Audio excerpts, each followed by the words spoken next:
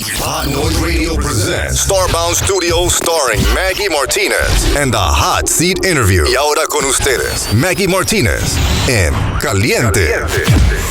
And now, Maggy Martinez. Here she is, Karen Renè.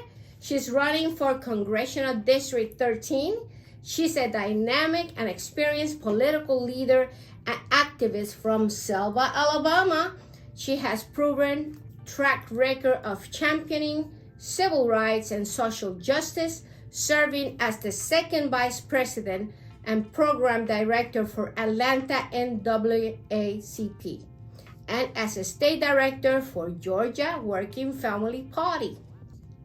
With a background in political science from the Alabama State University and law degree, listen to this, law degree from the Atlanta Law School, Renè has the educational foundation and practical experience to understand and to serve the needs of her community. Her dedication to public service and advocacy has marginalized the community has been evident throughout her career, from her time as an elected city council member and later mayor pro tem for the city East Point in Georgia.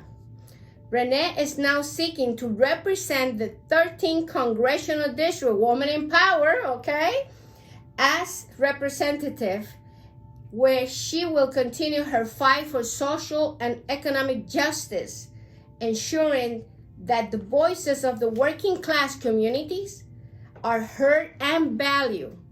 Her leadership and commitment to her citizens make her a great candidate for national office. The new 13th Congressional District, because the district change, listen to this, includes Clayton, Henry, Newton, Rockdale, Conyers. Is any other one that I'm missing? And DeKalb. DeKalb. So it's very... Gwinnett. Does you include Gwinnett? Gwinnett, yes. Yeah. So it's very important that you understand that the new 13th Congressional District includes all these counties because it changed completely. Welcome. Thank you. Attorney, I could call you attorney. I don't know because she's a law degree. Just call me Karen. Karen. Renè, yes. To the Hot Seat Interview. It's a pleasure for me to have you here today. Thank you for having me, Maggie. I really appreciate it. It is truly an honor to be in the hot seat. Okay, because this is going to get hot. Just wait for this, okay? Yes. Well, you know, for women, it's very difficult to get into office. And at the Hot Seat Interview, we are committed to help women to get elected. That is why I wrote this book, especially for women, The Secrets of Campaigning So You Think You Can Run. It's on Amazon. And certainly you are running against 5 male candidates. Oh my God, Woman in Power, okay? What is your understanding of the role of Congresswoman? And we're going to name it today. We're going to claim it, okay? You're going to claim it. I'm claiming it. Thank you. And how difficult is for women to get into office? Well, the first thing, the roles of women in Congress, and I'm claiming it. The first thing I think we need to do is make sure that we're listening to our constituents. We want to make sure we understand the needs of our communities because certain communities are different. And certain needs are different. So we want to make sure we understand our constituents and providing adequate services. So some of the difficulties or challenges women are having in being elected is raising funds. It is difficult. It's difficult to raise funds because you want people to take you serious in the role. You want to make sure, like I'm in a field with pretty much all men. And so, I could imagine. Right. And so funding is a challenge. And so we want to make sure that we fund candidates because we want to fund the right candidate who will bring back good results for the community. So you think the funding is the main reason why a lot of women don't run for office? I think so. I truly think that that's it. Because a lot of them are single leaders of their own household, and raising funding from the community at large can be challenging, especially if you're running in that position for the first time. And especially against 5 males, I bet you it's going to be very difficult. Well, let's get to the nitty-gritty. Like I said, are you prepared to take up a real reform for Social Security and Medicare to ensure their future solvency And what specific reform will you be willing to support to help with this issue? For so often, Republicans are asking to cut Social Security, and I think it's so unfortunate. And the reason why I think it's so unfortunate is because a lot of people are just the working poor, and they so depend on Social Security as they grow into their senior life, and the quality of life that they would have. It wouldn't have a quality of life if we cut Social Security. So one, we want to reserve Social Security and make sure that one meets the needs of our people. Inflation is such a problem now, and we want to deal with inflation. What on this campaign trail, I am listening to a lot of seniors and to a lot of people in general who are having their parents move in with them, and even in senior citizen places. What happened is with this inflation, yes, they raised Social Security. However, when they raised Social Security, they also raised the insurance. The Medicare, yeah. Right. And so did they really get a raise? No. And so what happened is inflation really kind of eliminates the whole race thing. So we need to really, when you're talking about Social Security, we need to talk about be serious about saying that we're raising or giving seniors raising and making sure that we're reserving Social Security for all of our people, especially those who paid into it. That's right. I paid Social Security for 4 people in my lifetime. I worked 40 years, so you can imagine I what they call the quarters, right? I have 4 quarters in there, so you can imagine I work a lot, and I'm still working. Medicare is a concern, and also Medicaid is a concern, because we're not asking that people have Medicaid for free. Right. Okay? If we can somehow establish the law, that way, let's say I'm a single mother, right? And I want to have insurance for me, not for my kids because that's already covered, but for me. I could pay $70 to Medicaid each month, and then I will have health insurance. It's not that difficult. The formula that Governor Kemp presented has cost millions of dollars already, and not yet they have the health insurance for the people of Georgia. And this is incredible. So do you think Medicaid expansion is a possibility? Only if we got a new governor. You hear that? He decided that he's not going to expand. I mean, that came out, I think, last week, that he's not going to expand the insurance coverage. And this is what's critical, because I've been talking to small business owners, right? One of the reasons why women will not go into business is because of the insurance. They will truly suffer if they don't have the insurance that they need. They can't afford it. That COBRA insurance is way out of range for them, and then they can't find an insurance policy that will cover them. You mentioned $70. If that was available, I think a lot of women or small business people, period, who are interested in opening up a small business in their communities, would jump for the chance. Right. But insurance is also a factor that holds a lot of our people back that are looking to do small business. That's right. So no, I don't think that that's going to happen under Kemp administration. And the sad part about it is that he has a surplus.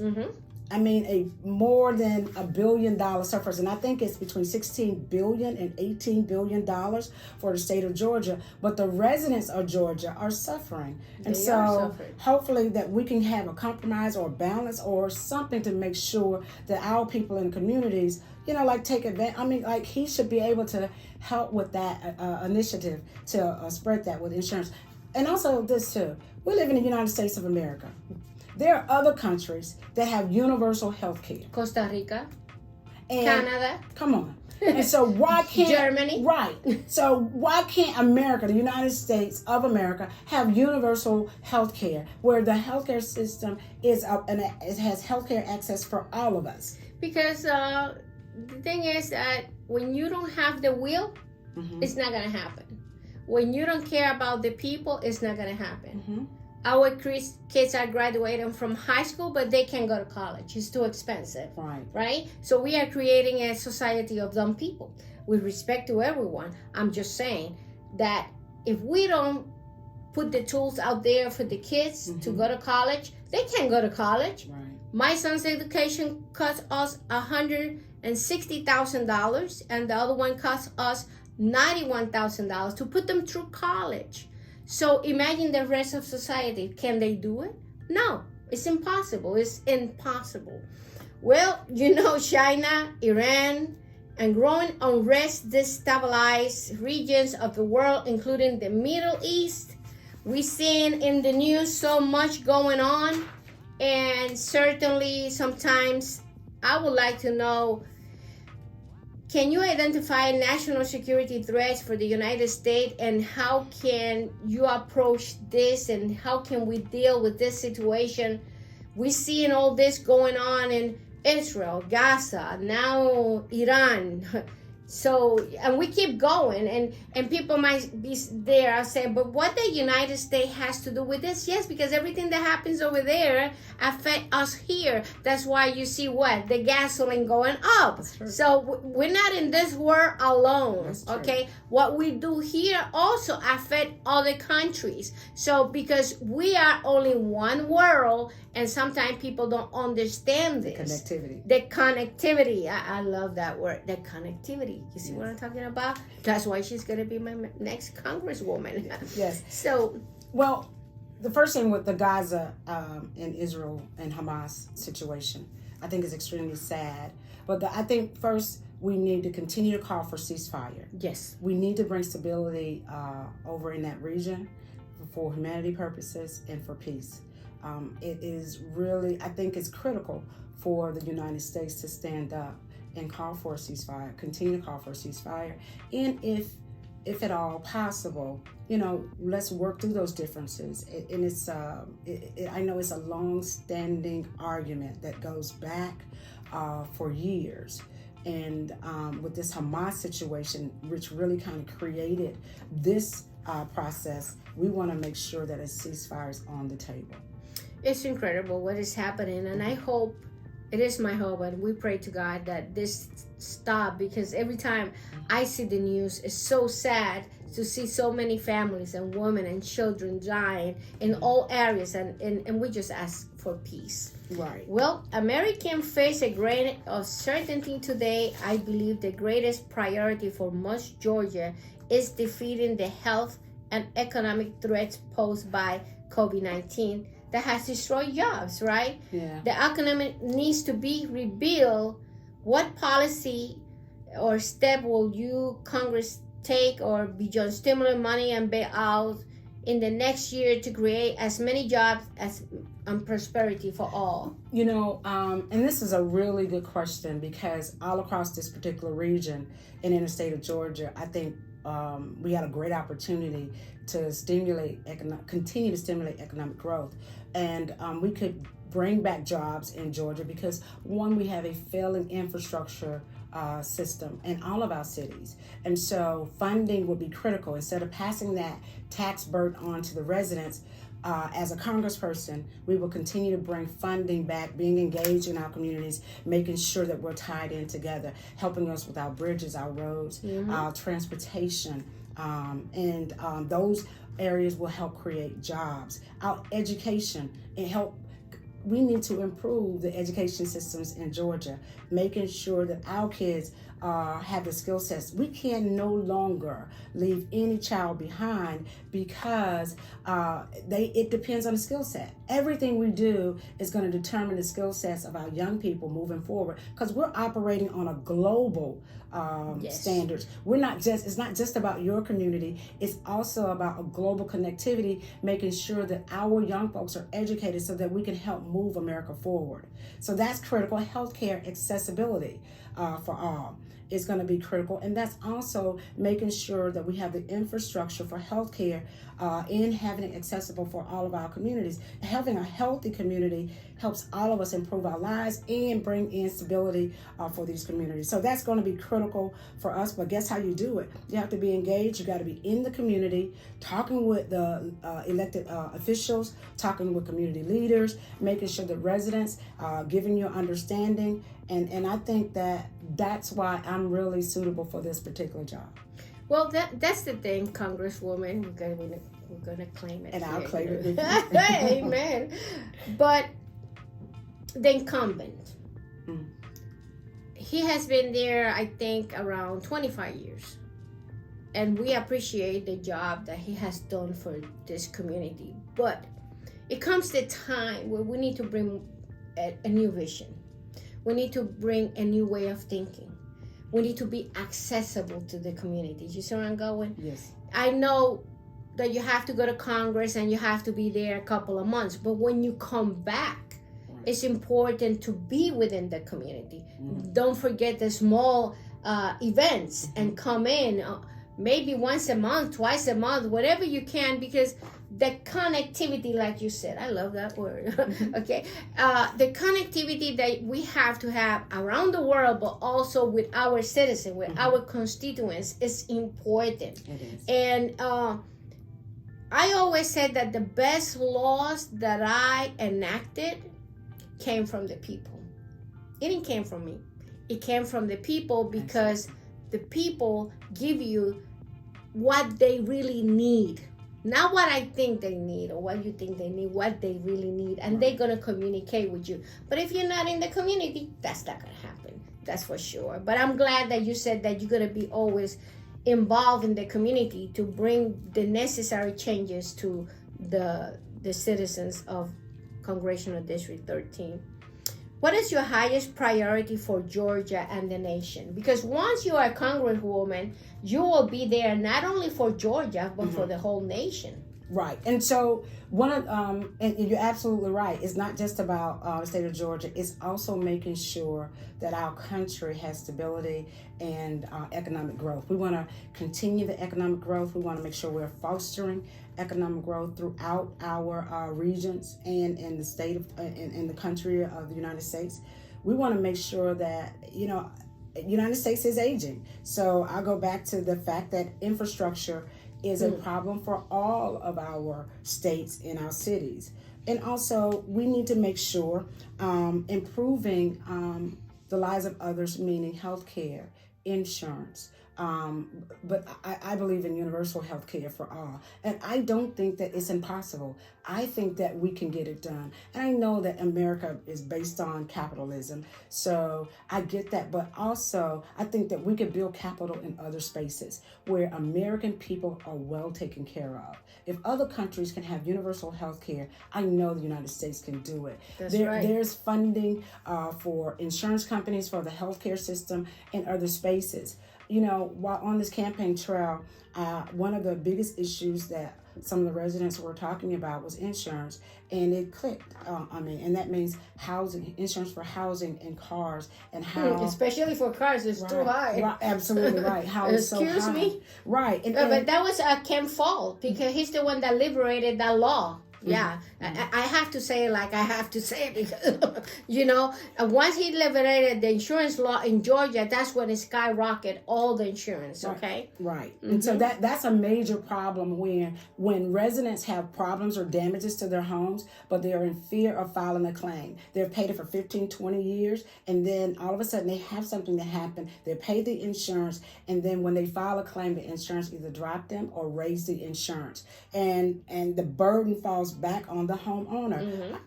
That doesn't make sense. And so as I'm talking through the communities, and these are some major concerns that residents are having, and I think that they're serious concerns. We need to address these things because guess what? We're Congresswoman. We pay taxes for everything. We pay sales taxes. We pay household taxes. We pay school taxes. We pay, but nothing is coming in. So I'm relying on you. Because I live in the 13th Congressional District, and they say that's the lucky number, right? So yes, 13 is the lucky number. And I'm right. So those are some of the things that we want to work on in Congress, making sure that residents, our residents are really have some challenging times now. Yeah, they are. Mm-hmm. They are. You don't have an idea, but yeah, they are.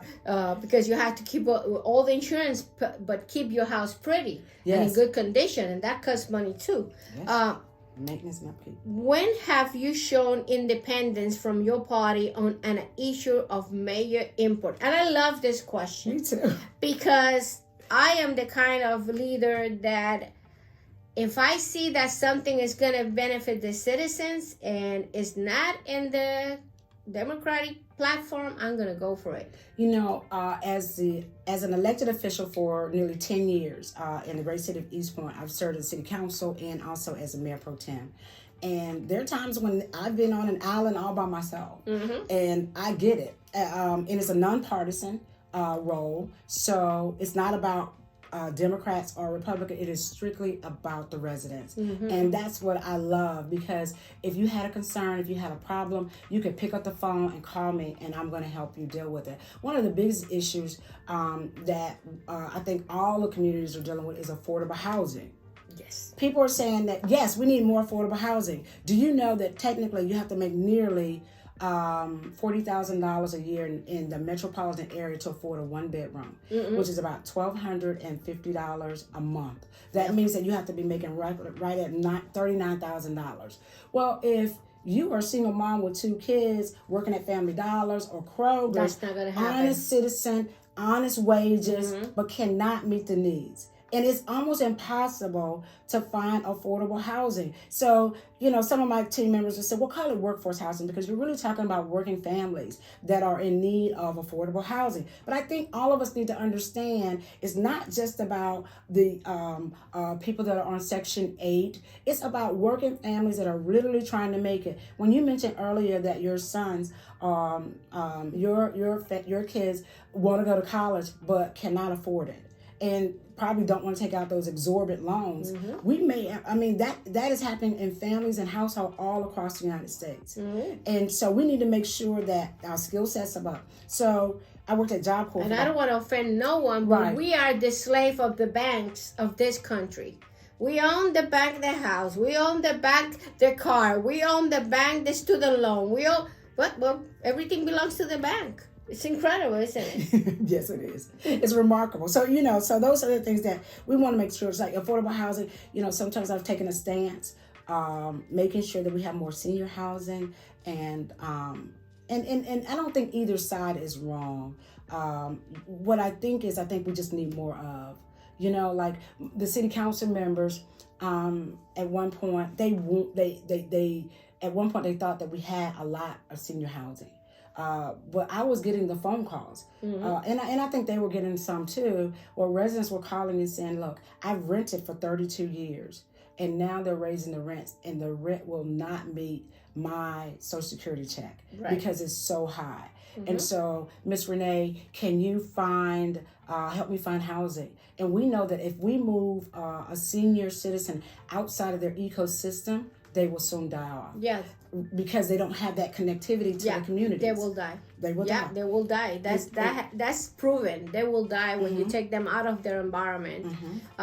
Certainly, the analysis that I found is that Georgia, 64% of all homeowners occupy, while renters occupy, let's put it 36% owner-occupied household in Georgia. So that means that the median household income is $77,000, but the renters are 40, like you mentioned. Right. So it's important to understand this discrepancy, because when people talk out there, oh, public housing, oh, no this, no that. When you are not in the situation and you don't feel it, certainly you're going to say, oh, no, let them go someplace else. No. Or not in my backyard. Not in my backyard. It doesn't work that way, because in a sense, that's segregation too, and gerrymandering too. You could call it many ways, Absolutely. And since COVID has happened, inflation has risen so high that the salaries have not matched the Congresswoman, I go to the supermarket and I Yes. only bring a couple of things That's true. because I am 68 years old. I'm a senior citizen. You look good. You look good. I look gorgeous. Nobody will believe it. Yeah, but I take good care of myself. But between the gasoline and Grocery store. the grocery store, it takes all my budget, basically. And that's true. You know, like even with me working, go in the grocery store buying eggs and a few items, and you come out and you spent over $100, and your bag is half empty. Have you seen the joke of the dog looking at the cashier going like that, and then he goes and look like that and said, "Oh, and the meats are not there yet." Right. Have you seen it? I did. That was really good. So inflation is really a problem. We need to address inflation. Yes. You know, and then when you think about Georgia minimum wage. Yeah, minimum wage is the problem. Right. Yeah. Talk to us about the minimum wage, because the W.E. Upjohn Institute said many businesses leaders fear that any increase in the minimum wage will pass on to customer through price increase, thereby slowing spending and economic growth. But that may not be the case. New research shows that the pass-through effect on prices is fleeting and much smaller than previously thought. That's so true. I think the Republicans are in two things correct, right? Or incorrect, I will say. It's not going to go up. The prices are not going to go up like they say. And we're not going to lose Social Security. Right. It's just that they're trying to put their friends in there to see how can they make money. Right. And so it's about capitalism. Mm-hmm. We can even think about like Benzo, right? The Amazon guy who makes an exorbitant amount of money and won't pay his employees a decent wage, or even fights them on forming a union. And so what happens is, of course, you know, Georgia minimum wage is $7.25 an hour, which is extremely low. But businesses understand now that they have to, you know, I think Wendy's is paying now like $15 an hour. But even if you're making $15 an hour, you still cannot afford a one-bedroom apartment in most areas. Nope. So, like I said, the wages are not meeting the inflation. It will be a minimum impact if you paid people a decent wage to live. What happens is, I think United States have gotten so used to the capitalism way, the comfort zone of capitalism, right? And so if the business or the big corporation are not giving out these big exorbitant, what they call those, I can't find the word for it. What do you pay on bonuses? I'm sorry. Bonuses. They give these big exorbitant bonuses to these CEOs and all of those things, but they forget about the people that are holding the foundation together. And those people are just asking like, look, if you would just pay us decent wages, we can make this work.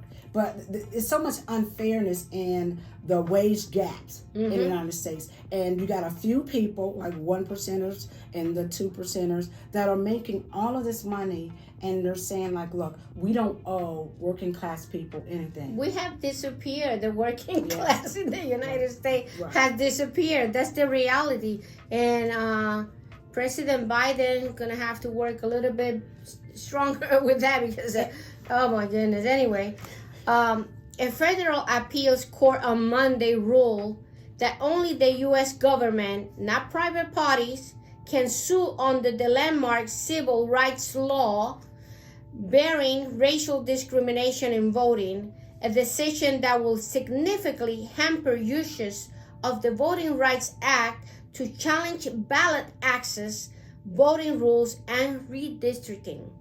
Monday's decision upheld a 2022 ruling from the U.S. District Judge listen to the name of the judge, Lee Rodofsky, an Arkansas federal judge appointed by former Republican President Donald Trump, that only the U.S. Attorney General is empowered to file lawsuits under the Section 2 of Voting Rights Act. The ruling, which will likely be appealed, could set up the next voting rights battle and the U.S. at the U.S. Supreme Court. So this is a big issue, Congresswoman. What we're going to do about voting rights now?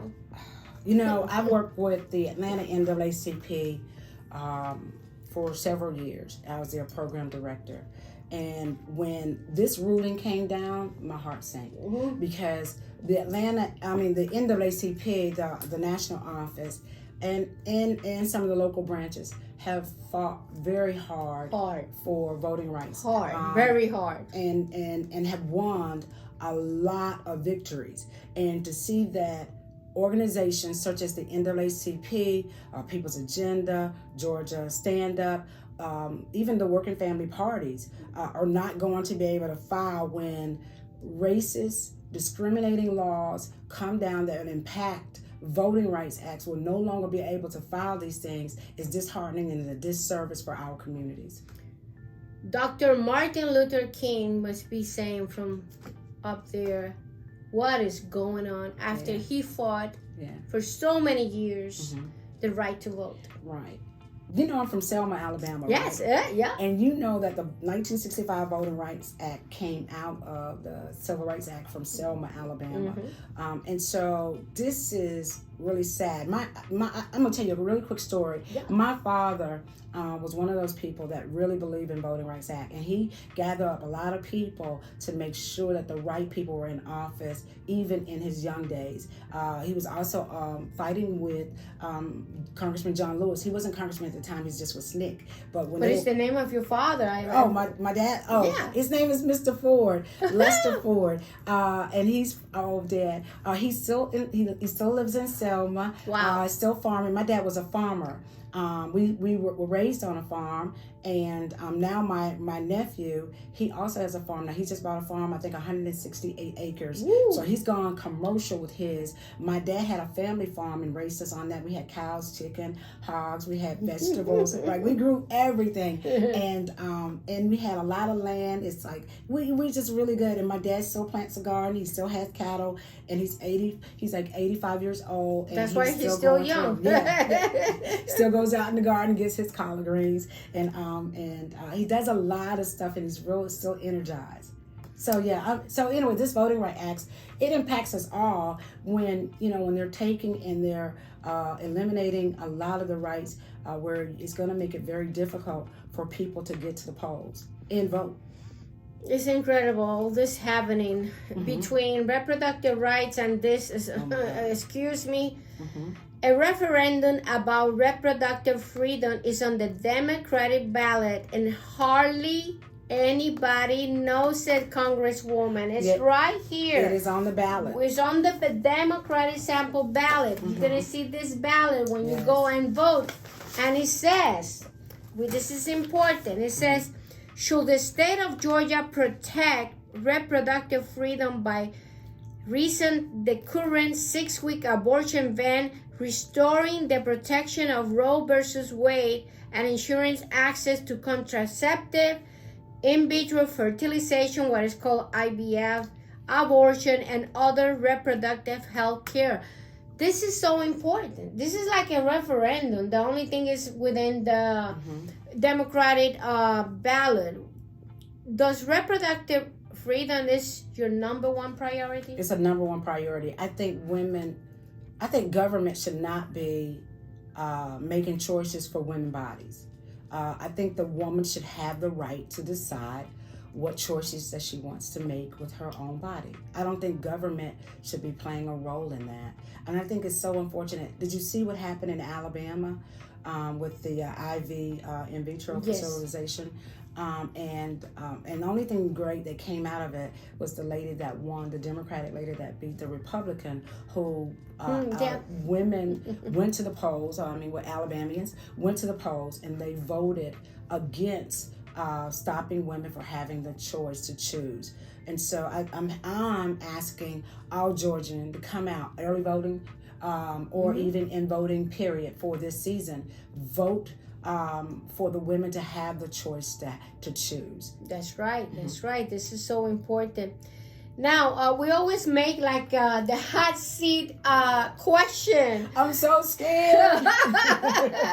Describe your experience during this campaign and what made you laugh. Oh, let me tell you, I thoroughly enjoyed the journey. That's good. It's been a lot of That's activity. good. This is great. I've met a lot of great people, and they have been so warm and receptive to me listening. I've been listening to them, and believe it or not, a lot of people that I'm meeting in the district know that I'm their choice. Oh, believe wow. in me, Excuse and are giving me the opportunity to She's go to claiming Congress. it. I am claiming it. Amen. And so I'm telling you, when I get an opportunity to talk with people and listen to their experiences and what they want to see change in their issues, I want to make sure that I'm engaging and continuing to work with them.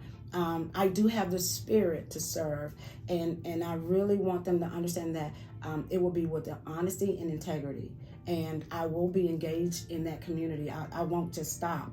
I am thoroughly enjoying meeting other people. It's been really remarkable. I bet you had a lot of anecdote during the... I've been eating a lot too. Right. I've been, people want to feed me and everything. All the This time. is really Feed good. you, I feed love you, it. feed you. I love That's it. awesome. Southern people are absolutely wonderful. And so I just want to say thank you to all of the people that I've met. It's been really a tremendous, great journey. It really has.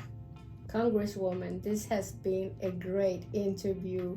But I want you to look at that lens and tell the people of Georgia and the people that live in the 13th Congressional District why they should vote for you and not your opponents. That's easy. I am Karen Renè, and I'm running for Congress in the 13th District. I have the experience, and I have the education and the passion to truly serve. And I know people throw that word around, passion, but I've been serving my communities for 10 years, making a difference and getting stuff done. I want to bring that same energy that I have to Congress and to make sure that our communities are being served in a proper manner, engaging in our communities, making sure that I meet you where you are. And that's really critical for me. I want to make sure that Clayton County is a little different from Rockdale. Yes. You know, Rockdale is a little different from Gwinnett. And so in these communities, there are different issues and different needs. I want to be in those communities, engaging, understanding, working together, having a collaborative effort with all of the elected officials, the business leaders, and the residents. So I am the person with the education and the experience and the ability to engage. I just want to make sure that helping our communities is important. Improving the lives of others is nothing greater to do. Well, thank you for coming, Thank you. Congresswoman. Thank you for having me. I'm telling you, it has been a great interview, and I'm so happy that you invited me. It's a true honor to be here, Maggie. Thank you. Thank you so much. This is Maggy Martinez, the Hot Seat Interview. Until next time.